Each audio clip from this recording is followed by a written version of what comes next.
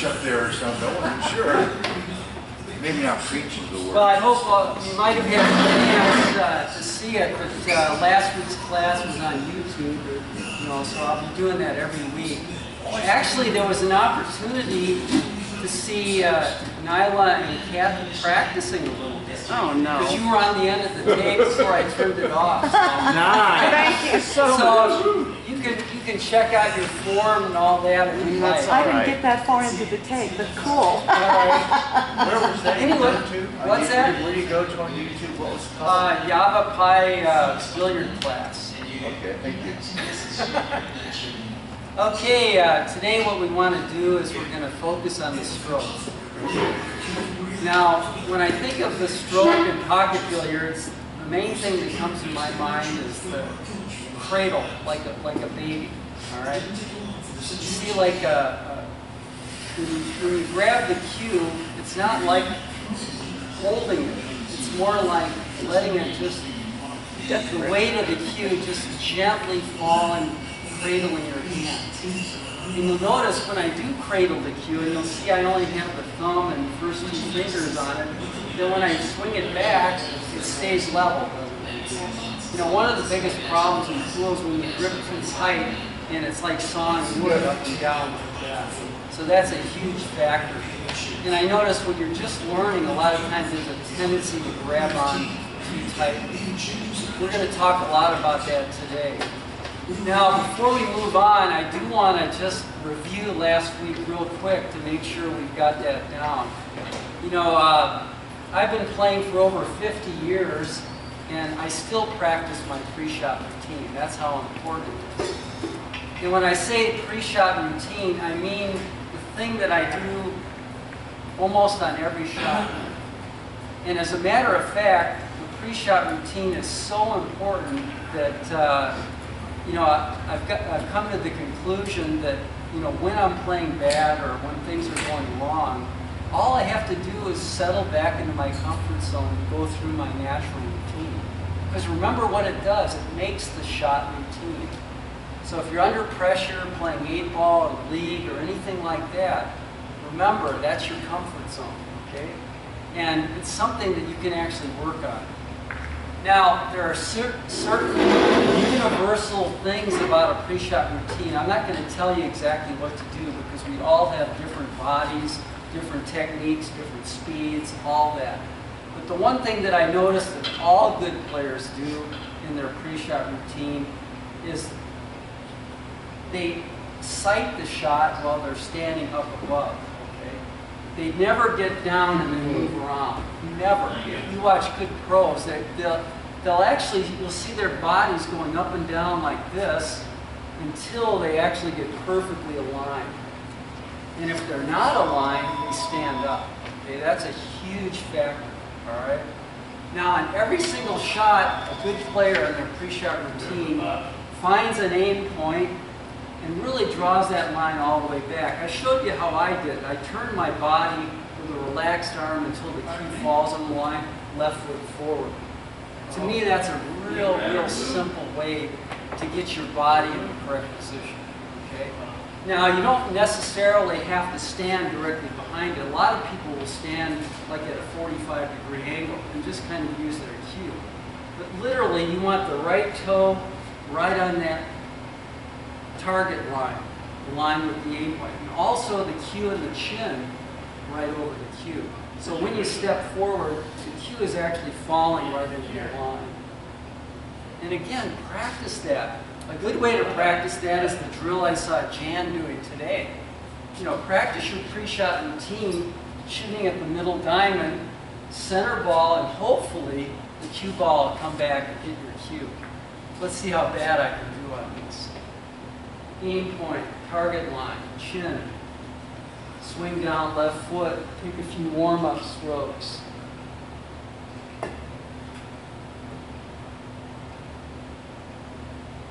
Not bad, okay? Anyway, that's a great drill. And as you practice that, you can increase your velocity, okay? Because it gets harder the harder you hit the ball. And you can start out just doing it this way as well. Any questions on the pre-shot routine? before we leave that, start talking about stroke. How you doing, Jessica? Good. Good. All right. Pete, just a question. How Yeah. can you guard against, one of the things that Brad, he took some pictures of us while we were shooting last week. And I didn't even know it, but I was tilting the cue stick up, so I was always hitting down on the ball. Right. Right. How can you, when you're doing your preset warm-up, know that you're more on a level plane with the ball? Is there some kind of technique or trick that I can implement so that I know that I'm not doing this rather Well, than you know, one of bringing the it things level? you can do is work with somebody that can see that and let you know that. But also, one thing I can do in the class, if you'd like to, I'll be glad to take a video, you know, with my camera that you can kind of observe how you're doing that as well. But, you know, I think when you're actually doing your warm-up strokes, Dan, that's when you diagnose your issues, all right? Because when I get down on the shot, one of the things I'll do, depending on the shot, I'll rehearse the actual shot. And you can all pretty much see exactly whether the cue is going through straight or not. And then when you accelerate through like that, you pretty much know if the cue is angled downward or upward or things like that. And again, another way to do that is always use the spot when you're practicing. Because then you can always see how you're following through. In other words, I'll shoot the 9 in the corner, but I can actually get feedback on this shot. See how my cue is going through the middle of the spot. That's a really good way to help you out. All right. Thank you. All right. Now, if you look at your handout, I always say this, and probably people are sick of hearing it, the stop shot is the most important shot in the pool. Why is that? Why do you think? Just to make the cue ball stop. All right. Controls the cue ball, keep you from scratching, right? Positioning. Okay. Anybody? All right, the stop shot is the most important shot in the pool because it actually develops your stroke. And that's our topic for today. Now, when I say that, we can take a very simple shot like this, and it's pretty basic to make the cue ball stop. All I have to do is maybe hit the cue ball dead center and accelerate just a little bit, and that cue ball is going to stop dead. Like that. Stay down to your ball. You accelerate? I hit that. Well, you have to accelerate because if I hit it too easy, by the time the cue ball gets there, it'll start rolling forward. Okay? So when you hit a stop shot, it's a great practice for developing a stroke because you do have to accelerate. Okay? Now, if I move the cue ball back a little bit to this spot, it's a little bit different, isn't it? Because I have more room or a longer distance for the cue ball to travel. So to make the cue ball stop on this shot, I have to go maybe just a hair or two below dead center.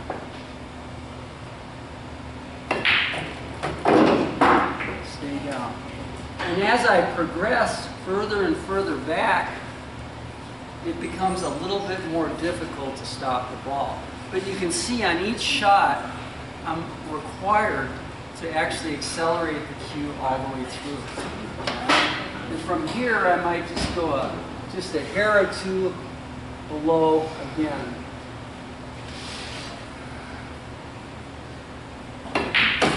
And you can see I'm hitting it too low because it's coming back just a little bit. And then we move back a little further, all the way to here. And again, everything the same, aim point. Line all the way back. Swing down, take some nice warm-up strokes. These warm-up strokes will really help you diagnose whether or not everything is in perfect line.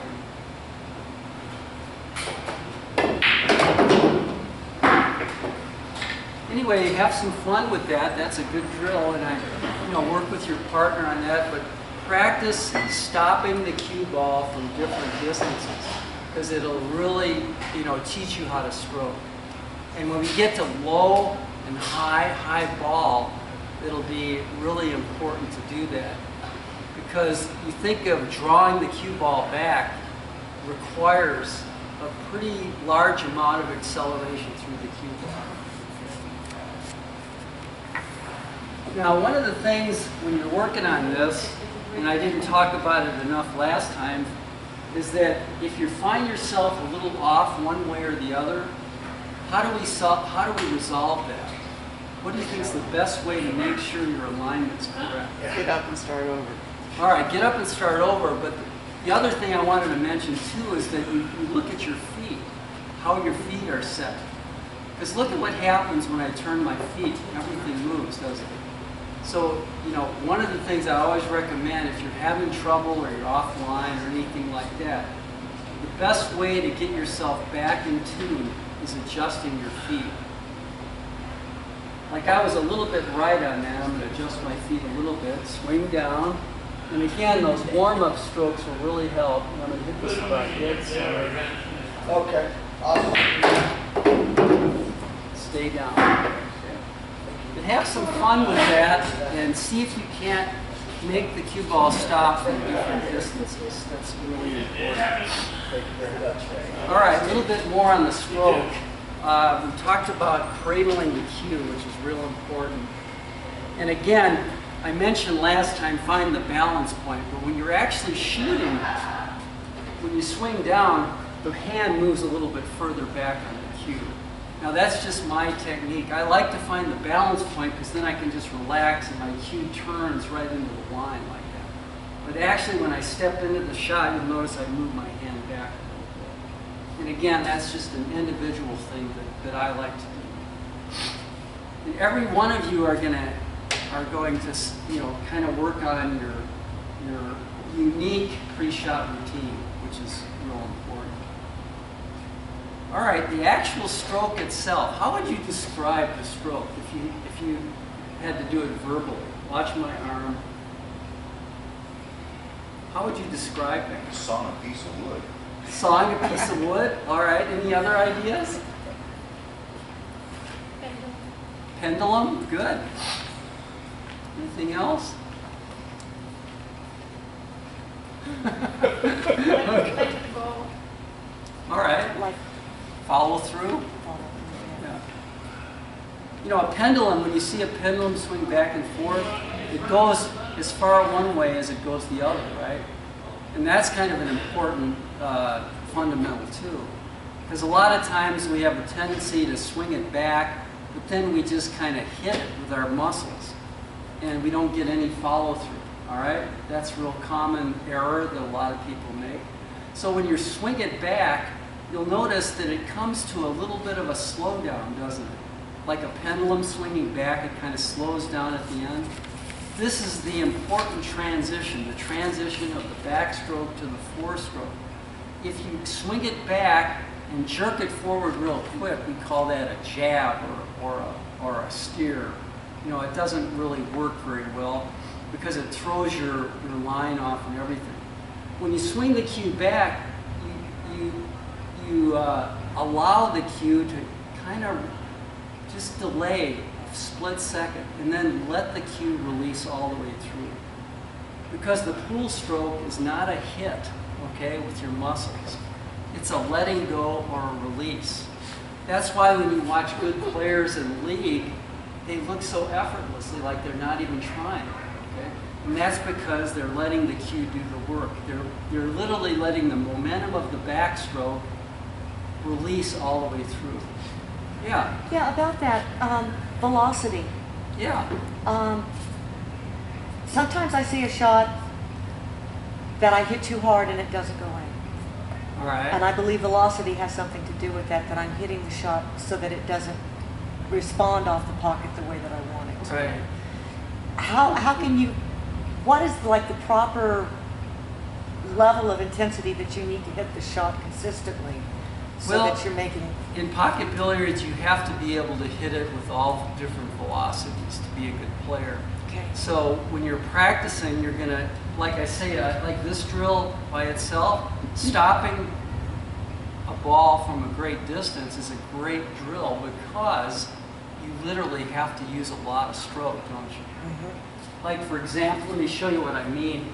And this would be a good drill for you. Put the ball, object ball and the cue ball a good distance away and practice making the 5 ball with a stop shot. Now from this distance, you're going to have to go a little bit below center and you're going to have to use more pendulum. In other words, if you want to give the shot more power, instead of muscling it like that, the idea is you're going to have to swing it further back and have more follow through. Okay. So your actual pre-shot routine on this shot, I'll have a longer bridge slightly and a longer stroke.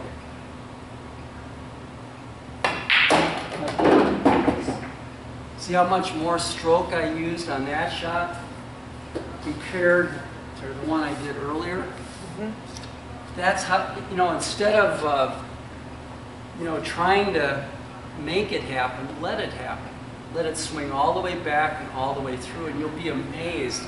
By not trying so hard and not trying to hit it hard, you'll actually get more action on the cue ball.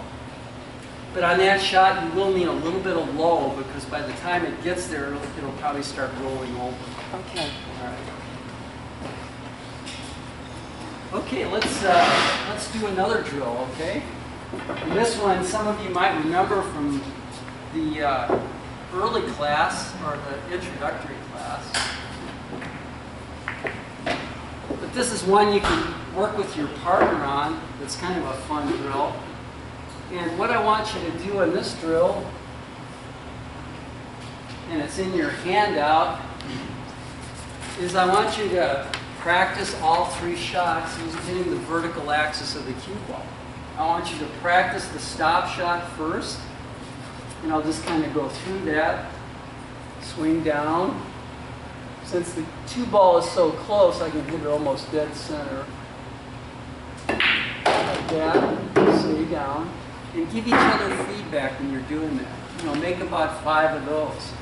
Then, I want you to practice rolling the ball forward. Now, when we roll the ball forward, or we call it follow, literally all we have to do now is to elevate our bridge slightly so we're hitting a full tip above center. And I'm going to practice trying to roll the ball to here, to here, to here, and finally all the way into the pocket. And each time I go a little bit further, my stroke will be a little bit longer with more follow-through.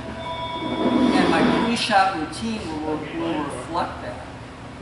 For example, on this first one, I'll try to roll it to the 7. So my pre-shot routine is going to be very short stroke. See how I did that? I probably took it back this far and went, you know, very little through. But as I progress, each time my stroke will get a little bit longer. This time I'll try to roll the cue ball right next to the 14.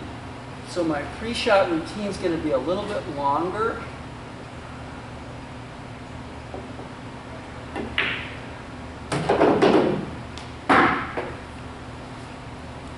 And again, when you're playing pool, you want to have a goal or an objective. And you don't think it, you visualize it, okay? Like when I was doing my warm-up strokes, I was seeing the cue ball in my mind's eye rolling right to there. Thinking too much doesn't work in pool. Sometimes you get up in your head and you start, you know, negative thoughts will come in and things like that. It's much better, you know, to be a good pool player to visualize the shots, not think them, okay? All right, when you get tired of that, and I know draw is the sexiest part of pool. Everybody wants to draw the ball, right? But I want to tell you that it's the most unreliable shot there is. You know, to draw the cue ball is also the hardest shot to control, okay? Now, most of the time, when you actually hit a draw shot to make it come back, you don't need to draw it very far.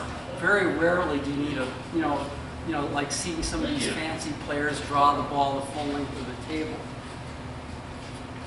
Because usually when we try to do that, what happens? We miss the shot because we're putting so much effort into it and so much, hitting with such velocity. Let's start out with this and try to just draw little bits at a time and develop your stroke. Swing down, and again, I'm going to hit a little bit lower than you think you should. Now the reason for that, you'll notice that when I get my cue down here below center, what part of the tip actually contacts the cue ball? The top part. So you're actually not hitting it as low as you think you are. That's why when you watch pros play, they look like their cue is right on the clock. And you know what? That's because it is. You watch Efren Reyes, Earl Strickland, Johnny Archer. When they draw, the cue is way down here. And again, crucial factor is chalking all the way around in the shots, because miscues can happen fairly easily. Notice how low I hit it, and I will have to accelerate too a little bit. I'll try to draw it back to the 12 ball.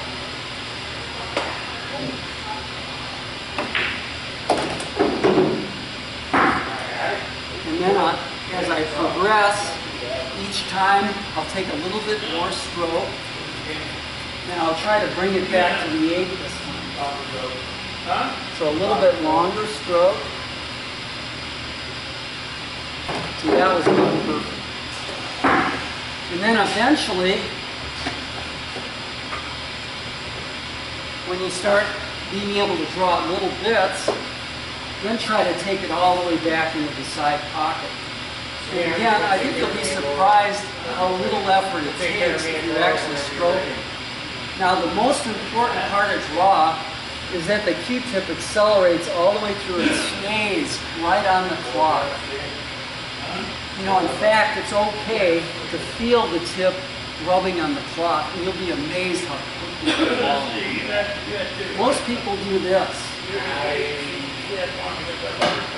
when they draw. And their elbow drops and the cue comes in the air, and that's why it just stops with a thud. Okay? So watch the tip of my cue as it accelerates through.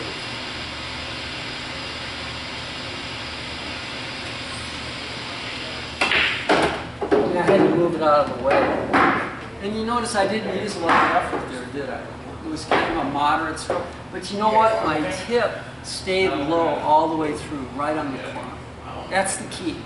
All right. What happens if the cue ball comes back and hits your cue? That's a foul. Is that a foul and ball in hand? But I've taught this class for many years, so I've learned to do that. Okay, so you really want to avoid that at all costs.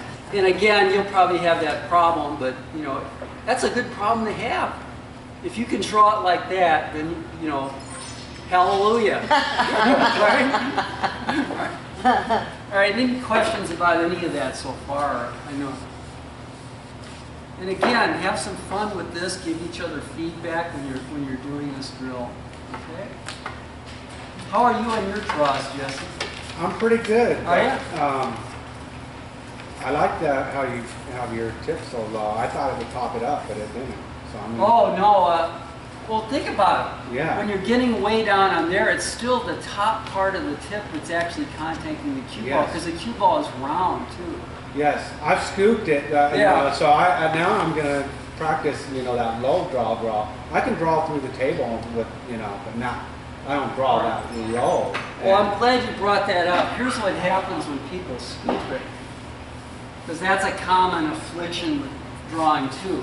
Yeah. Usually when we try to scoop it at the very last second, what we do is we try to hit the cue a little bit lower and downward. Yes. Lower and downward on your stroke will make the ball miscue and jump up in the air. Let's see if I can do that.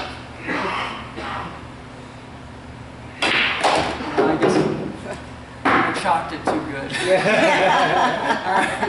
All right, but when you try to go like that, go downward like real quick, it'll make it miscue and pop up in the air. Familiar with that one. Yep. Yeah, I don't mind. All right, those are two good drills to work on. You know, again, let me just review. Stop shots from different distances, and then practice all three of the shots using the vertical axis. You know, high, stop, and draw.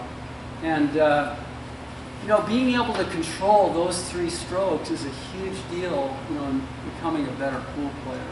All right. All right. Let's do a few game-winning shots, and then we'll get you started. All right. This is a shot that's going to win you a lot of games, especially if you're a league player. All right, let's say you have a shot like this, and some people might say and look at this shot and think, well, that's so thin, you know what, I might have to bang it. All right? What would you do here, Ron? I'd probably try to bank it. Would you? Yeah, I do bank better than fast. So. All right. But I know it's not. Anybody else? Come out here and look at it if you want. This is definitely a game-winning shot because there's an easy way to make this, actually. Real easy. It's a cut. It's a cut. Yeah. I would do it with some left English. Yeah. Cut it in. Slice it. All right. Barely slice that. Jessica, what do you think? I'd probably try to cut it. I don't know. I'd probably try to cut it before making it, but I might hold on how I feel about making it. All right, let me That is an easy bang too. Jan, what do you think? I'm a weirdo. I would try to do it off here. Oh, off this rail? Off that rail. Wow, you like a challenge, don't you? Well, I try my cut shots are like Ron's. We're having a heck of a time. All right. We either cut it too tight or too. All right, remember what we learned in class number 1, KISS? Simple. Keep it simple. All right. I want to see this. Now, the one thing that a lot of people don't realize when they have a thin cut like this is that when you're cutting a ball, like this, for example, it's actually putting English on the 8. Because when you're hitting it real thin like this, the 8 ball is turning like that and actually throws to the right. So 9 times out of 10, the average player, when they have this shot, they hit here and miss. All right? Now, from now on for the rest of your pool playing life, I want you to know and realize that when you have a thin cut shot like this, you actually aim to miss it. You always aim to overcut it. Yes. Always overcut it. Because you got to take into account the friction between the balls and the English you're putting on the 8. So whenever I have a real thin cut like this, for example, I'll make it really hard. I'm actually going to try to aim it from this side of the pocket. This is the amateur side. This is the professional side. Because they'll roll right in. Yeah, because if I overcut it anywhere in this area, it goes right in. But if I hit It'll any bounce part off. of that point, I miss it. Yep. So on all these thin cuts, you absolutely must overcut. So I'm thinking, this is my pocket line.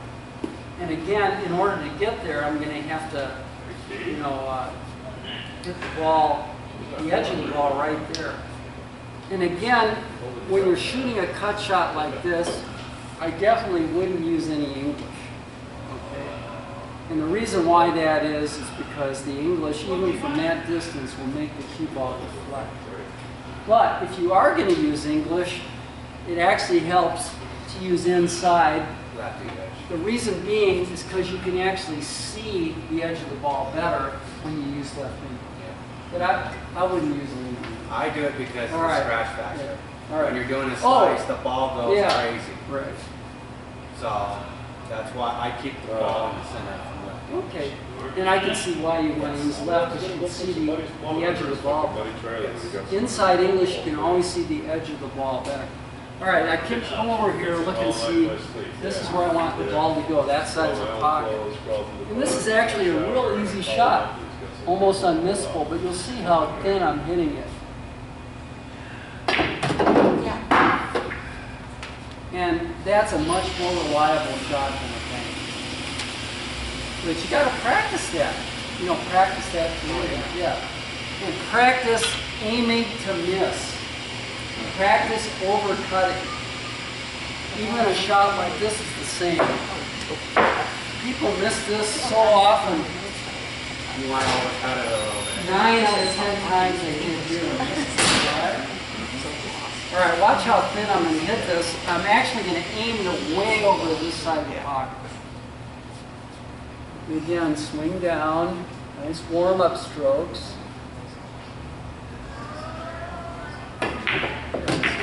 And again, I'm always happy, even when I'm a little to the left.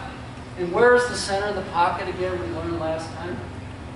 Between the two jaws. Always the midpoint of the outer jaw. Okay? Midpoint, never back here, because then you'll miss. The midpoint of the outer jaw. And that's real important on this shot, to hit it to here. And look what part of the pocket that's going into. All right? Same thing from here. I'm shooting the 7 ball here. The midpoint of the outer jaw is way over on this side of the pocket. All right, any questions on cut shots? All right. Now, that should help you a lot on lathe because, you know, I don't know what, you know, issues you have on cut shots, but it really is important. Like, for example, cutting a ball up the rail like that. I watch league players and rarely do they ever cut this enough. Almost invariably they hit the rail somewhere here. All right, let's do one more game-winning shot and we'll get you started. I want that one right there. Oh, you want this one? All right, how would I figure this out? All right, let's do it. All right, first thing I would look at here is where's the pocket? The pocket is the midpoint of the jaws here, which is this part of the pocket back here. Now, I know that I'm going to have a little friction between the balls, which will turn the 14 a little bit that way, which will throw it slightly to the left. So when I'm shooting this shot, this is the center of the pocket. I'm going to aim a little bit to that side to compensate for the ball, the friction between the balls, and throwing it slightly. Swing down, nice warm-up strokes. Nice. And again, I aimed over here and Still hit the actually rail. went in there. Yes. All right? But All you right. made it. Yeah. Okay. All right, what was my last game when you shot? I forgot. Oh, yeah. All right. All right, how many of you have trouble with this shot? Let's get the 8 ball out. 8 balls frozen to the rail. We did a little on this last time.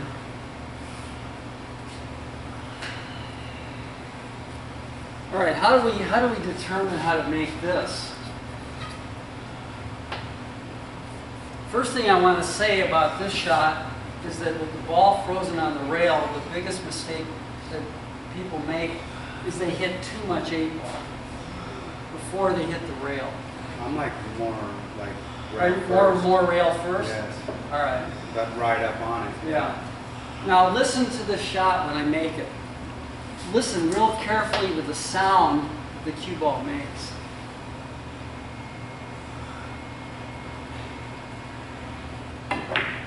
Did you hear a double?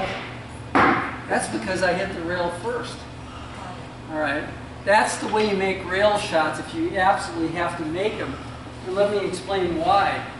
Because the cue ball sinks into the rail slightly, so you want to hit a credit card before the ball.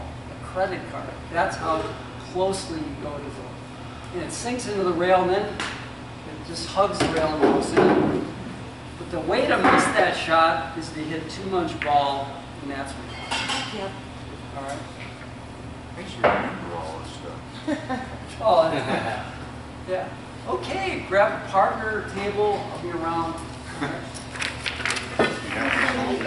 Yeah, oh yeah, more idea.